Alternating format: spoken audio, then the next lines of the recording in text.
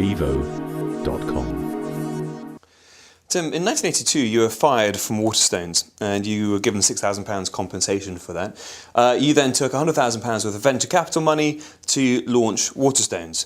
9 years later, I understand that you went back and you sold it to W.H. Smith, the company that fired you, for £47 million. So how did that feel? Part of the fun of Waterstones actually was taking on W.H. Smith, because in those days, and here we are 25 years later, but in those days, W.H. Smith absolutely, totally dominated the British book trade. I don't know what market share they had, maybe 45%. I mean, they totally dominated the trade. And one of the greatest bits of fun of the whole thing, both for me and all for the staff, was to take on W.H. Smith. And we used to open as close to them as we possibly could, because in fact, in one time we did one beside them, one right across the road, because we knew we were better and we knew we would irritate the hell out of them.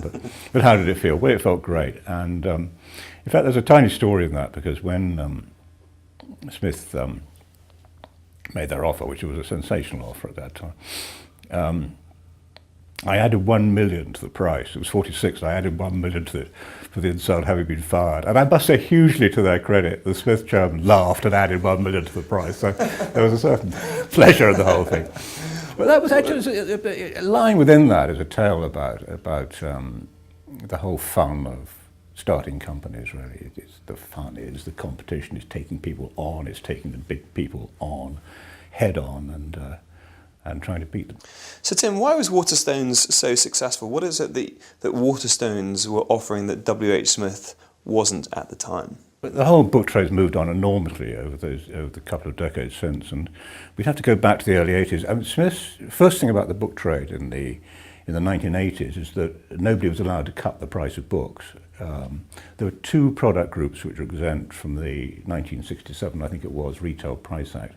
One was books, another one was proprietary medicines. So nobody could cut the price of proprietary medicines, which gave Boots, of course, a huge market share at those times, and nobody could cut the price of books. So when we started to go for Smiths, what we went for them on was the fact that they couldn't cut against us. So both of us had to compete on level ground as far as price is concerned, and we were able to take them on what we knew was a winning ticket, which was wonderful service, wonderful booksellers, hugely greater range of stock, much longer opening hours.